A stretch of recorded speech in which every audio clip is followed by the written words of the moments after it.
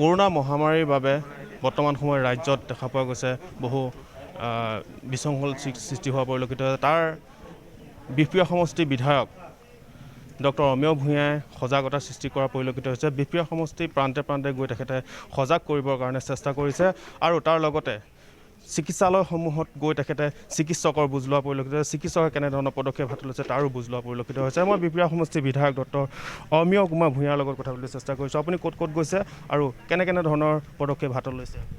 নমস্কাৰ। ইতিমধ্যে ক'ভিড সজাগতা অভিযান আমাৰ তৰফৰ পৰা আমি উদ্যোগ লৈছিলোঁ আৰু এই ক'ভিড সজাগতা অভিযানলৈ আমি পঞ্চায়ত প্ৰতিনিধিসকল আৰু স্থানীয় গাঁওবুঢ়া VDP আৰু স্থানীয় সচেতন বিশিষ্ট নাগৰিকক আমি সীমিত সংখ্যক কাৰ্যকৰ্তাৰ মাজেদি সেই অঞ্চলত ক'ভিড সজাগতা অভিযান কৰিবৰ কাৰণে থিৰ কৰিছিলোঁ। আৰু যোৱাকালি আমি বাঁহগৰা ধূনাগুৰি পূব দিকং পঞ্চায়ত আমি সম্পূৰ্ণ কৰিছিলোঁ। আজি আমি 3খন পঞ্চায়ত লৈছোঁ, এই ৰাজগড়, শিমলুগুৰি, ৰঙতি। ইতিমধ্যে আমি ৰাজগড়, কমলপুৰ, এই ধেমাগড় ধৰমগড়, এই ধৰমগড়ত আমি অভিযান চলালোঁ আৰু ৰাইজে এই সজাগতা অভিযানৰ প্ৰতি বিপুল সঁহাৰি আগবঢ়াইছে। আৰু মোৰ বিশ্বাস যে আমাৰ ইয়াত চিকিৎসক দলো ইয়াত সক্ৰিয় হৈ আছে, সষ্টম হৈ আছে ক'ভিড মোকাবিলা কৰিবৰ বাবে। আৰু আমি আজি গোটেই সমষ্টি ভিত্তিত যিমান পঞ্চায়ত আছিলে, পঞ্চায়ত সভাপতি, আঞ্চলিক সদস্য, জিলা পৰিষদৰ সদস্য আৰু 2গৰাকী বিহপুৰীয়া নাৰায়ণপুৰ BDO আমি সকলোৱে আমি বহিছোঁ। আৰু পঞ্চায়তৰ যাতে নিজৰ পুঁজিৰ জৰিয়তেও আমি ৰাইজক যাতে ক'ভিড সেৱা কৰিব পাৰোঁ তাৰ কাৰণে বিস্তৃত আলোচনা কৰিলোঁ আৰু সিদ্ধান্ত লৈছোঁ পঞ্চায়তে আমি পূৰ্ণ সহযোগ আগবঢ়াম ৰাইজক ক'ভিড সেৱা কৰিবৰ বাবে। যিহেতু সমাগত বাৰিষা আহি আছে, বাৰিষাৰ কাৰণে বৰ্তমান সময়ত দেখা পোৱা যায় যে বিহপুৰীয়া সমষ্টি ফ্লাড এফেক্টেড এৰিয়া হিচাপে গণ্য কৰা হয় আৰু ইৰ'শ্যনৰ প্ৰব্লেমটো খুব আছে। এই ক্ষেত্ৰত কেনেধৰণৰ পদক্ষেপ হাতলৈ নতুন চৰকাৰ?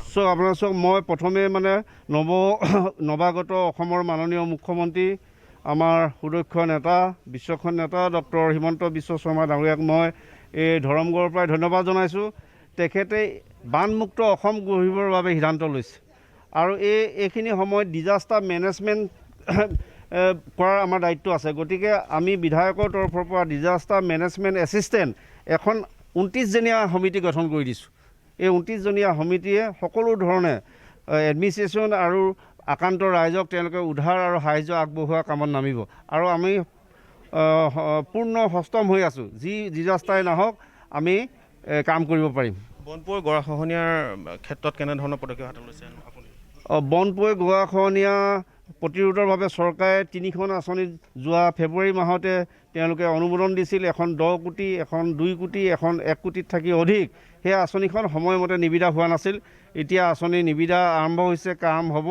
তাৰ পূৰ্বে যিহেতু এইখিনি অলপমান বিলম্ব ঘটিলে আমি DRD যোগেদি আমি তাত স্থানীয়ভাৱে কাম কৰি আছোঁ যাতে আমি এই খহনীয়াৰ পৰা যাতে সকাহ পাব পাৰোঁ। যিহেতু চিকিৎসালয়সমূহত ব্লাড বেংকৰ কথা এটা আপুনি উত্থাপন কৰিছে, এই ক্ষেত্ৰত কি ক'ব? ব্লাড বেংক যিহেতু নাই বিহপুৰীয়া সমষ্টিটোত, আমি যাতে চিকিৎসা খণ্ডত যাতে শক্তিশালী আন্তঃগাঁথনি কৰিব পাৰোঁ, ইতিমধ্যে আমি সেইখিনি চোৱা চিতা কৰিছোঁ, আলাপ আলোচনা কৰিছোঁ আৰু ব্লাড বেংকটো অতি প্ৰয়োজনীয়। গতিকে ব্লাড বেংকৰ প্ৰপ'জেল প্ৰিপেয়াৰ কৰিবৰ কাৰণে দিছোঁ। 2 এদিনতে প্ৰপ'জেল সম্পূৰ্ণ হ'ব আৰু আহি থকা দিনত বিহপুৰীয়া সমষ্টিত ব্লাড বেংক হ'ব।